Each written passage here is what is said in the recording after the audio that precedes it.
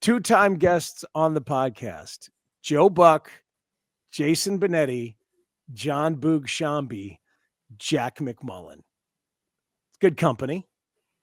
The imposter syndrome is insane, by the way. How you doing? You have no idea how funny that is.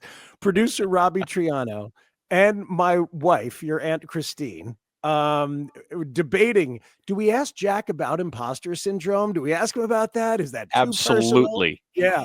I mean, we decided Oprah and Howard Stern would ask. So, yeah, how old are you exactly today? 27 and just shy of 2 months. Hey, babe, he brought up imposter syndrome himself in the first 10 seconds of the interview. So how's it going, Mr. Big League broadcaster? Because guess what? I'm 54 and I have imposter syndrome when I step into the Cubs booth to do the fifth inning sometimes. And you have to like breathe deep and smile at the anxiety and acknowledge that it's there and power through it. I mean, I still have to now. How are you doing? I'm good. I think every single day I have a pinch me moment. Like last night, for example, Marlins are in Queens, Citi Field. The Mets are wearing those alternate black jerseys. And like I'm looking at Juan Soto on my lineup card. And I'm like, okay, I did this a bunch in spring training and they just came to Miami, but it's a little different in New York, I guess. And you hear that pop of the crowd when Soto's name comes up over the PA. And I don't know. There's just something every single night, to be honest. But like, so far, so good, man. I'm surrounded by a lot of amazing people in Miami and with the Marlins and with the Marlins radio network in particular. And I don't know. It's been, I would say it's been overwhelming, but all in a good way. And I'm just kind of in this, to quote Ron Burgundy, a glass case of emotion with all of this. And it's all positive. I've had enough real conversations with you about mental health and life to know that you know how to will yourself into a good space if need be. You know how to do that.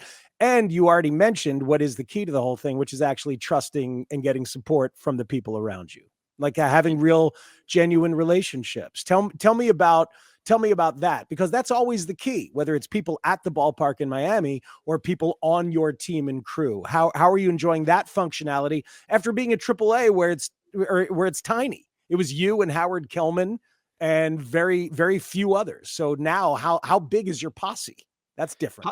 Yeah, honestly, posse's not overwhelmingly big. Like there's just a different person that I rely on. And there are a couple of different people. So like me and our pregame and postgame host, Steven Strom, we are on every single trip. We're at every single game. So that's been great just to kind of have that guy next to me at all times. But everybody's been super supportive, whether they be with the Marlins, like whether it be a vice president there or, even a player in the clubhouse and, like the analysts that we're working with on that given night. It's just, not being honest, like, hey, I'm nervous, because it's not like I'm nervous every single night, but sure, just say, hey, this is fun. We're here to have a good time. I'm reminding myself by telling everybody else, to be honest, like we're here to hang out and have a good time and make the ball game the story.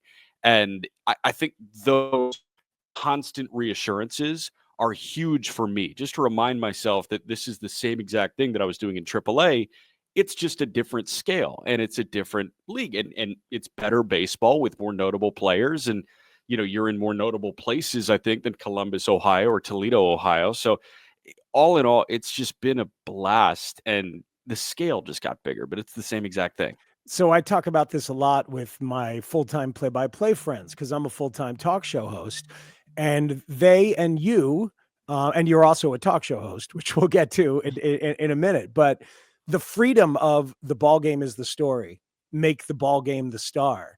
That is a wonderful psychological freedom for the role, no matter how old you are, isn't it? Because that's what people want. And it's an undeniable, entry point for the thought process. It's funny how much easier a game got to call when you realize that you are not the star of the show. The game is the star of the show. And I think at the beginning, and I even heard it, like I listened to an inning and a half or so pretty much every morning of what I did the night before. And at the beginning of spring training, I heard myself trying to subconsciously prove that I belong in the big leagues. I was just trying to force feed some things that, only I know or only I can put into common English. I was trying to stand out from the pack, I guess. And I heard it and I was like, wow, this radio kind of stinks, doesn't it? And, once you have that moment and you realize that it's really all about the ball game and you just fill in the color where you want to, that makes the games not go by quicker, but make them go by a little bit easier where you're not scratching and clawing to try and prove yourself every single half inning. Like, okay, we're in the top of the third. If that's a quick inning and nothing happened, that's all right. You know what I mean? Yeah. Like, you just have an opportunity to go get him again in the bottom of the fourth. And I have that fun story on Francisco Lindor.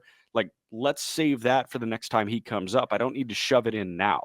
I Yeah, feel like when I was first trying this, when I was first getting into the industry, it was like everything on my page, everything fun that I just discovered on the interweb, I need to get into the broadcast that night. And yep. now you know that you have some freedom. Yeah, well, and you've got the freedom of knowing you're going to be there all year. So if you learn something today, maybe it'll come up in 2 months, maybe it'll come up in 3 months, and that's okay. That's the gig. I mentioned some members of the broadcast fraternity. Who reached out to you when you got the job, or in the early days of of being the MLB broadcaster, the youngest in the league as it stands right now? Who reached out to you? I won't give certain names, but there were some names that I was like, wow, I've listened to you for a really, really long time. So there were some Twitter DMs and texts that I got and was like, that's a really cool text to receive, or that's a really cool Twitter DM to receive. But Yeah. some of the people that I've listened to for a long time that have been really supportive, like I got a text from Jason Benetti right away, and that was amazing. And that's a guy that I think does as good a job as anybody in baseball. And it was just so nice to hear from him. Congratulations. Len Casper is somebody that I grew up listening to, and Len, shooting a congratulatory text. I mean, 30 minutes after it was announced, I was like, Len, you don't have to do that, man. But I also remember when Len got the White Sox radio job, I sent him a text. Who am I? Like, I was not expecting a response, and I got one 10, 15 minutes later. Like, that just might be, who Len is, like a guy that is always, communicating. And I know it only takes 2 minutes, but he didn't need to take those 2 minutes for me. So those Mhm. were a couple of really cool texts to receive just as a Chicago baseball fan growing up. All right, so let me out myself here. I told my friend John Boog Shambi that you got the job, and then realized it was not public just yet. So then I called him and he said, yeah, Speaks, what's up? We just talked. And I said, Boog, it's not public yet. So you got to keep that low. And he went, ooh, Uncle Big Mouth.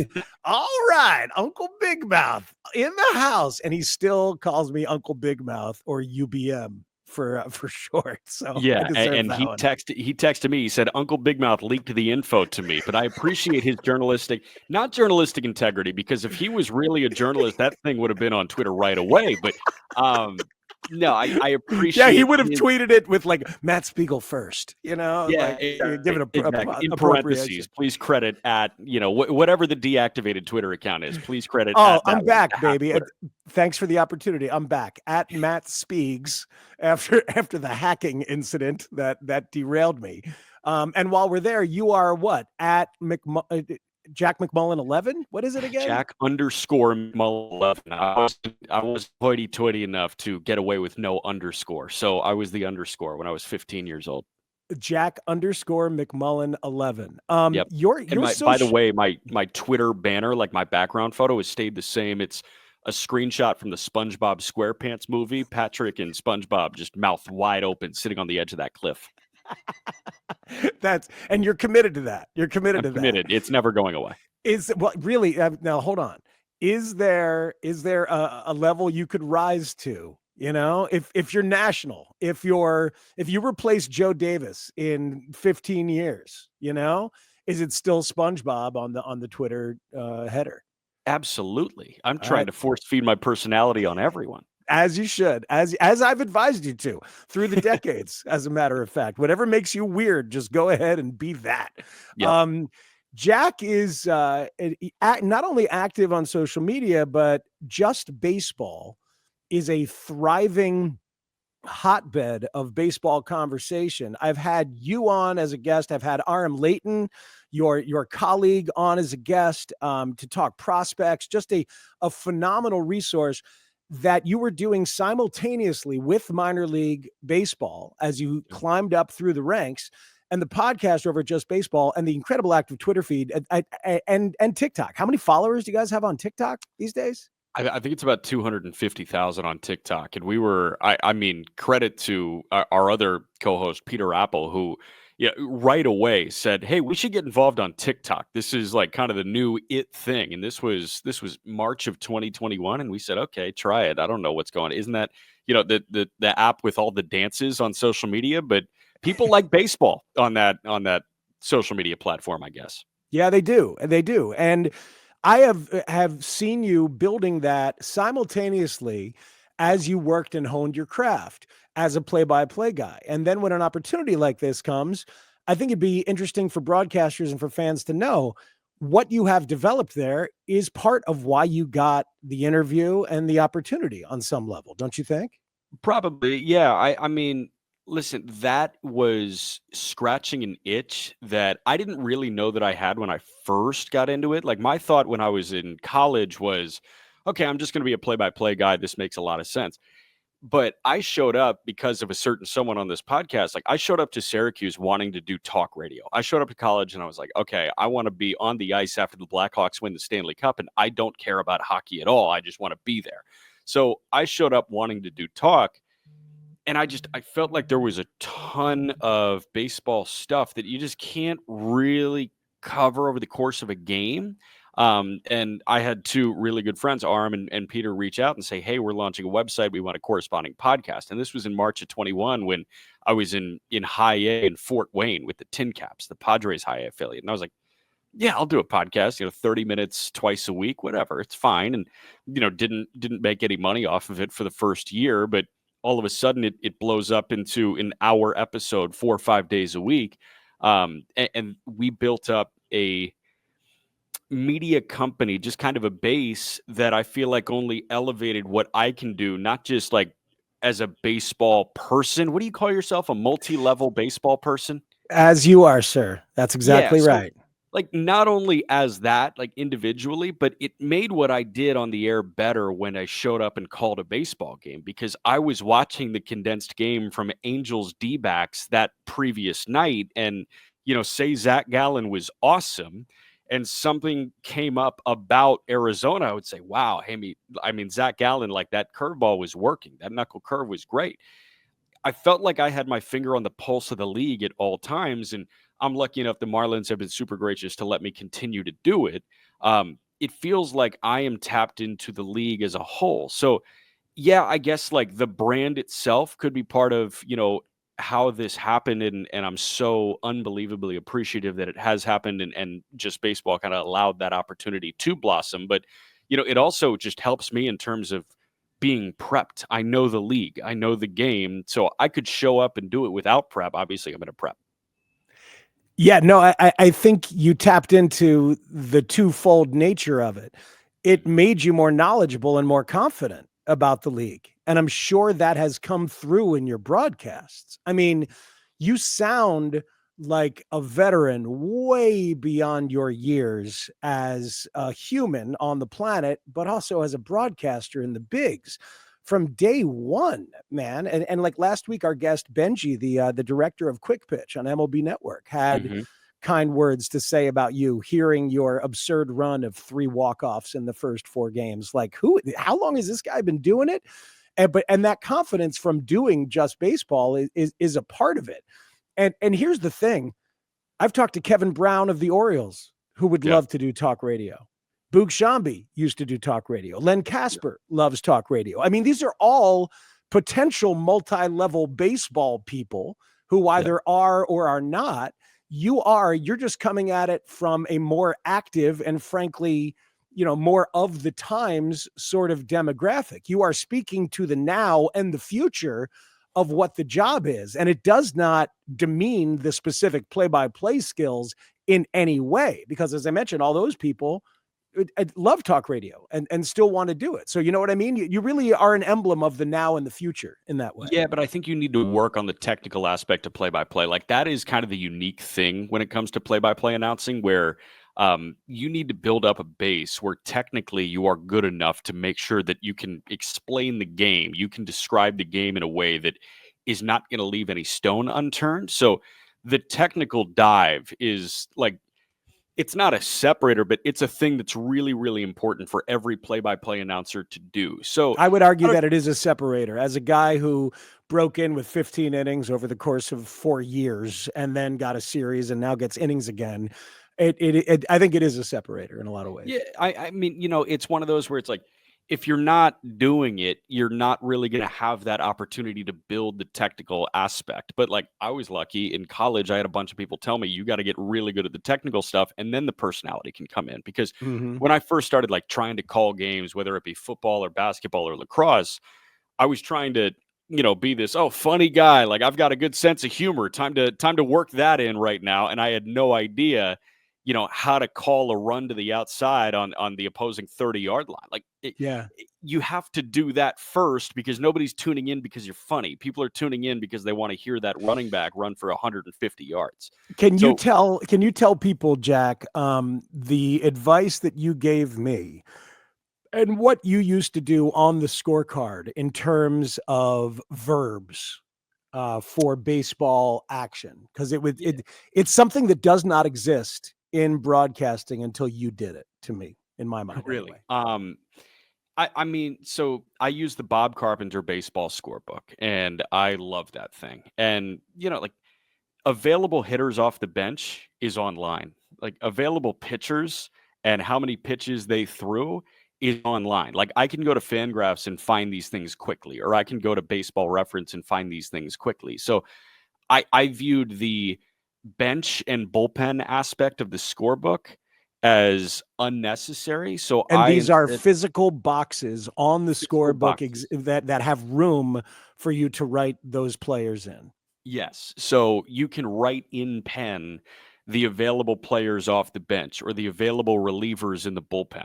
And instead of doing that, because it's all on the internet, I used those boxes to write down action verbs. So I would say hard on the ground, soft on the ground in terms of batted ball. Like it's hard contact on the ground, it's soft contact on the ground. It's hard contact in the air, it's soft contact in the air. So like my soft contact in the air group would be looped, popped, skied, things like that. And then hard contact in the air would be pelted, launched, like shot, things like that. So I had a bunch of action verbs there. Soft on the ground would be smothered. So if I ever felt like I was getting stale with the way that I was describing a batted ball, I would just look down and remind myself of those action verbs. Sometimes you settle into this rhythm where you're saying that ball is rolled, and all of a sudden you're 5 ground balls in, and every single ground ball has been rolled. That's not the case. Some are bounced, some are chopped, some are smothered, some are dribbled. Like you have a whole language to work with to describe what that ball looked like on the ground. It's beautiful. It's a thesaurus. It's a baseball thesaurus that should exist. And it's super helpful and something that people struggle with. So just the act of And writing it them does. down and having them there can Yeah. trigger it in your mind, right? By the way, that does exist. There's a baseball thesaurus. I mean, I think Jesse Goldberg Strassler, who's the voice of the Lansing Lugnuts, the high A affiliate of the Oakland A's, like or of the A's. Sorry, he put together a baseball thesaurus, and then there's a guy by the name of Logan Anderson, I believe, who owned a website, saythedamnscore.com. He has a website dedicated to action verbs as well. So there are people that have done this before. I just wrote it Ah. down in the scorebook. Aha. Okay. See, shame on me. We'll get those. Robbie Triano. Let's get those people on the podcast. And like Thursday, Robbie. All right. Good work. Jack, tell me a moment so far from the booth that we should go and grab and that you can describe. First thing that comes to your mind that you're comfortable with everyone hearing, a moment that you felt went really, really well here in the first month of really the first 2 weeks of your major league life?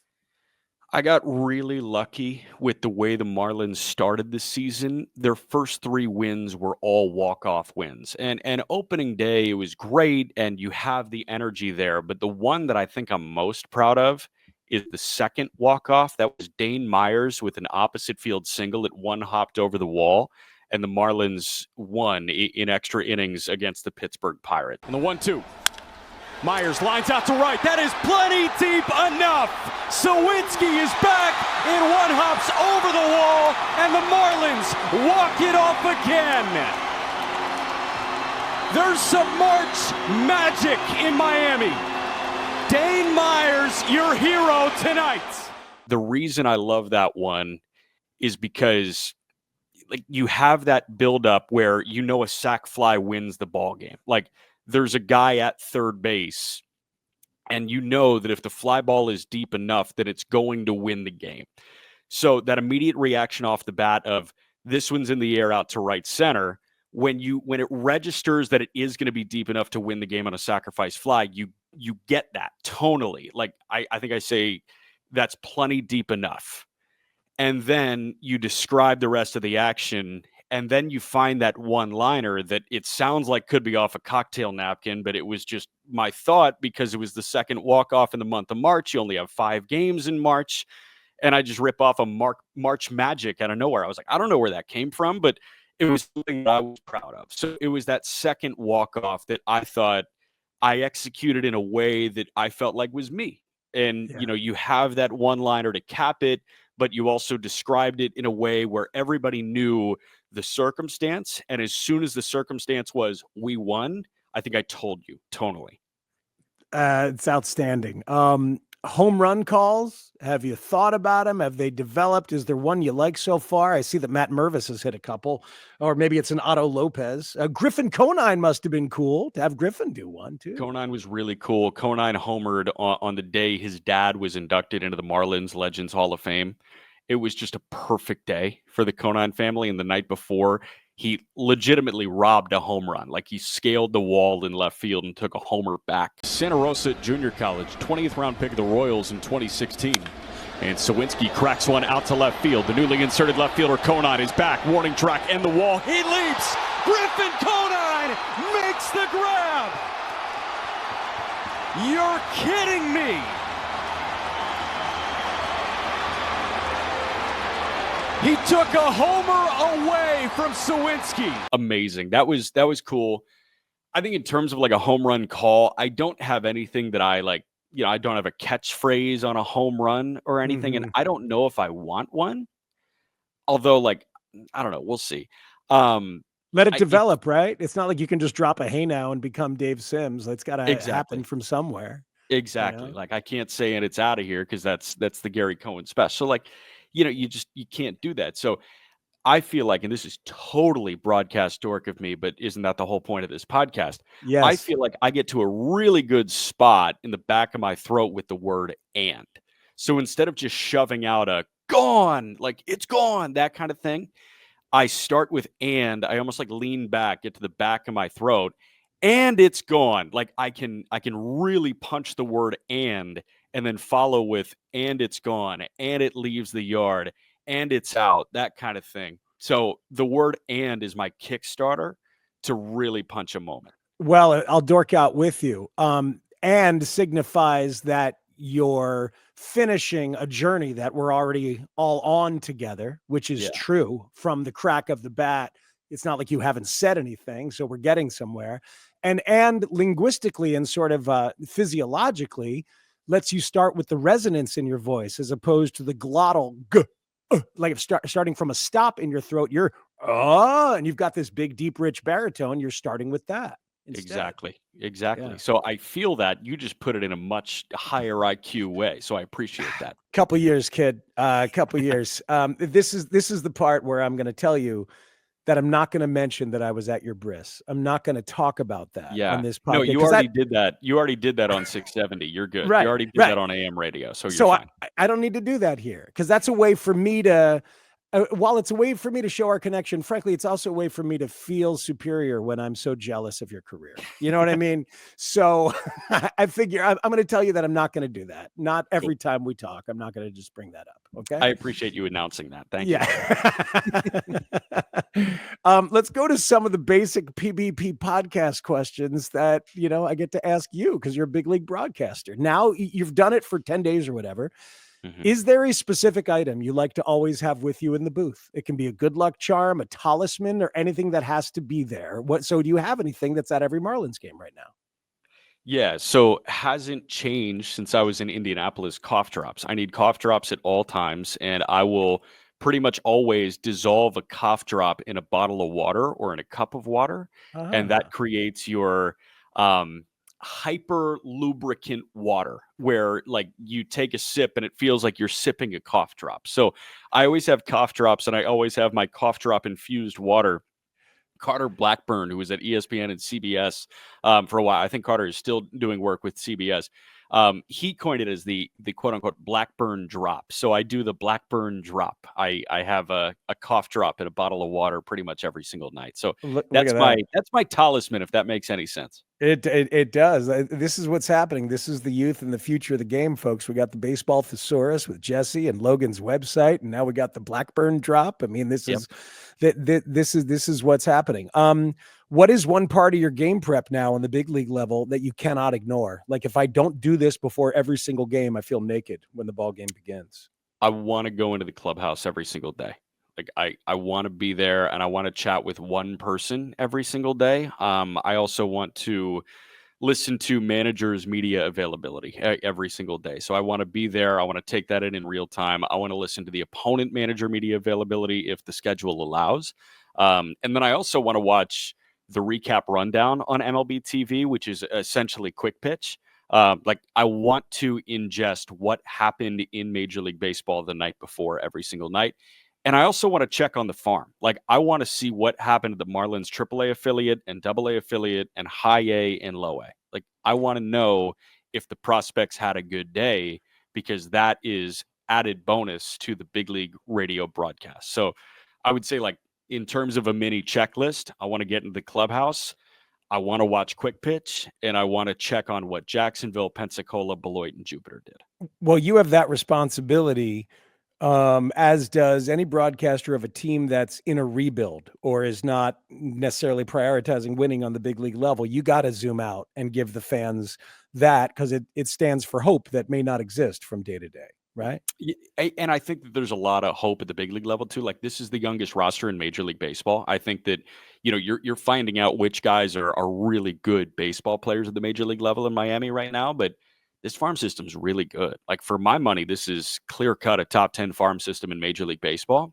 So it's fun. Like, hey, Jazz Chisholm was moved at last year's trade deadline, but the catcher they got back, Augustine Ramirez, he hit a double that was off the bat at 114 miles an hour the other day. Like that's the kind of stuff that I think a lot of people want to hear. It's like, oh, we've got our catcher coming. And oh, by the way, the catcher in AA had 23 homers last year in the most pitcher-friendly league in the minor leagues. Like there's a lot of layers to what happens in the farm system that I think are really fun for fans to ingest. And I mean, that's the case with the Dodgers too, man. Look at the Dodgers. The Dodgers might have a top 5 system in Major League Baseball. They've got Roki Sasaki at the big league level, but there's a kid, Zaire Hope, who was in that Michael Bush trade. Yeah. Who's just amazing. I know. And like Dodgers fans want to hear about that, even though the big league team is awesome. Yes, they do. And connecting it to a player they gave up is a great way to do that.